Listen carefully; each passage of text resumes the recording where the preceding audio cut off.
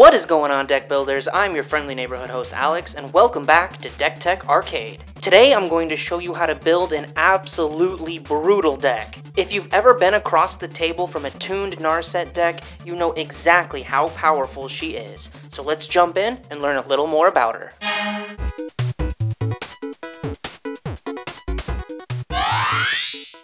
The first obnoxious thing you'll notice about Narset is that she has First Strike and Hexproof. This makes her basically unkillable with targeted removal spells and very difficult to block. And naturally, with that nice little blue mana symbol in her color scheme, you can expect a ton of counterspells and disruption coming your way. By far, Narset's best feature, though, is giving you the ability to cast 4 spells for free off the top of your library every single time you declare her as an attacker. Now, there's no denying that Narset is very powerful, but she is neither broken or unbeatable. Narset is an all-or-nothing commander. She's either going to win big and win quickly, or be shut out of the game and do nothing at all. Today I'm going to be showing you exactly how the most competitive Narset lists out there operate. Now, as awesome as these over-the-top Narset lists are, they tend to be really expensive, like $1,500 or more kind of expensive. For those of you who might want to play a more competitive deck but don't want to sell your kidney to do so, I've built my very own competitive Narset list, and it is on a tighter budget. You can find a link to that in the description. As great as Narset's abilities are, with a converted mana cost of 6, it takes a lot to get her on the battlefield quickly. The 0-drop mana rocks are not cheap, but they are insanely effective at getting Narset onto the battlefield turn 2 or 3 every game you play. As awesome as the 0-drop mana rocks are, the often overlooked but still equally important rocks are the color fixers. You have to have access to all 3 of your colors as soon as possible, otherwise you have little to no chance of getting Narset on the battlefield.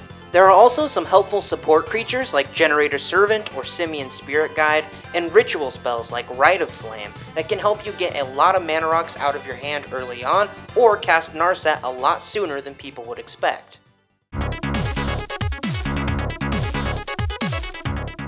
Narset functions best when you have card draw spells that help you manipulate the top of your library. Being able to peer into the future of our draws and influence what we're able to cast with Narset is never a bad thing.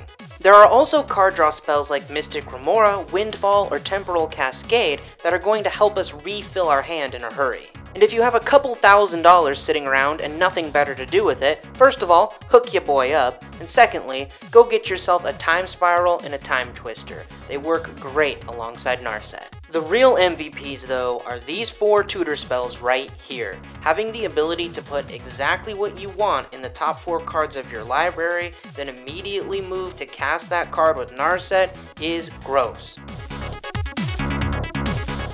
An added layer of difficulty when it comes to getting rid of Narset or her crazy spells is getting around the many counter spells that will inevitably be protecting her. It's important to have removal options that are really low cost. I'm talking like 1 or 2 mana at the most, because we want to be able to still play out a lot of our mana rocks and hustle Narset onto the battlefield and not lose our tempo. It's important to have a variety of removal options. That way we can bulldoze anything in our way and clear Narset's path to victory. The backbone of all these fancy spells and interesting things to do is land. We have to ensure that we're getting access to all 3 of our colors as quickly as possible. It's equally important to ensure that we have all of our lands entering the battlefield untapped. Remember, speed is everything here. If we're lagging a turn or 2 behind, that can be the difference between a loss and a win. It's also important to have lands that can generate us more than 1 mana, protect Narset from counterspells, or better yet, give her haste. Haste enablers put this deck over the top. If we have to sit around and wait a turn, our opponents are inevitably going to come up with an answer to Narset, and we just can't have that. Now that we have a hasty Narset online, the idea is to find an extra combat phase in the top 4 cards of our library. With that out of the way, we can rack up commander damage and dig deeper into our library. Bonus points if you hit an Eldrazi Conscription, Strionic Resonator, or Temporal Cascade off the top. Swinging with a 13-12 First Strike Hexproof Trample Annihilator to Narset, who digs through 8 cards at a time and forces our opponents to have no hands at all, seems pretty good. However, Narset's best spell friends are extra turns. Once Narset starts chaining a bunch of extra turns in a row, the game is virtually over and she is unstoppable. Next time on Deck Tech Arcade.